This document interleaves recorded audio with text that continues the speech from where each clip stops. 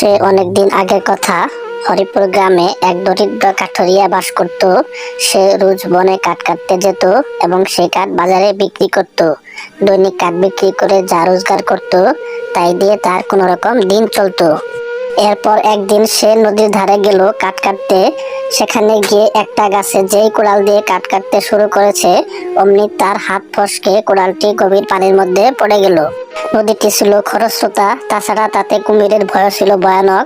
তাই নিরুপায় হয়ে কাঠুরিয়া সেই গাছের গোড়ায় বসে কাঁদতে লাগলো। সে এতটাই গরিব ছিল যে তার আরেকটা কোড়াল কেনার মতো সামর্থ্য ছিল না। তাই কি উপায় করবে গাছের গোড়ায় বসে বসে ভাবতে লাগলো। এভাবে কিছুক্ষণ কেটে যাবার পর হঠাৎ একটি জলপরী নদীর মধ্য থেকে উঠে আসলো। কি হয়েছে তোমার? তুমি কাঁদছো কেন? আমি বড় গরিব, আমার কোদালটা গাছ কাটার সময় পানিতে পড়ে গেছে। এই কোদালটাই ছিল আমার একমাত্র সহায় সম্বল, তাই আমি কাঁদছি। আচ্ছা, তোমার কোড়াল আমি এনে দিচ্ছি, তুমি কেঁদো না।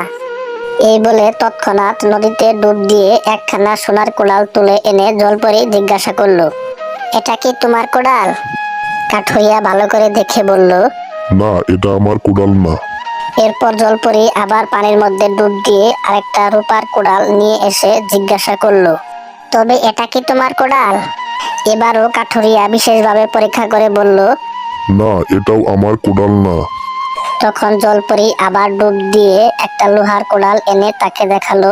কাঠুরিয়া এতক্ষণ পরে নিজের কোড়ালখানি দেখে আনন্দে বলে উঠল, হ্যাঁ, এটাই আমার কোদাল। জলপরি কাঠুরিয়ার এই সততা দেখে মুগ্ধ হলো।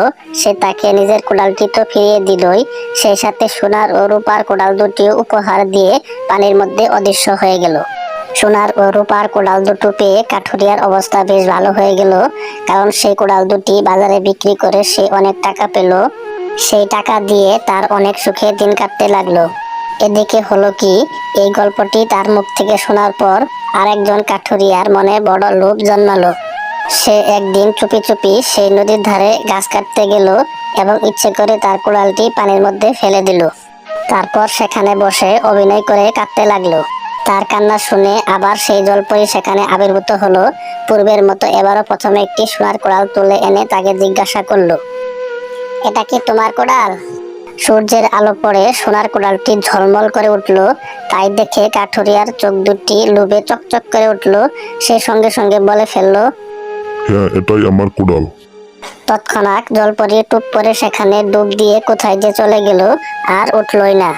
হাই হাই, এ আমি কি করলাম? কেন মিথ্যা কথা বলতে গেলাম? তাই তো আমার এমন শাস্তি হলো।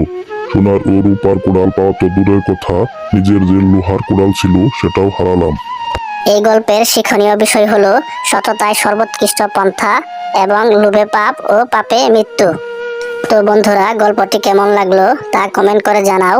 এরকম আরো গল্পের ভিডিও পেতে আমার চ্যানেলটি সাবস্ক্রাইব করে রাখো।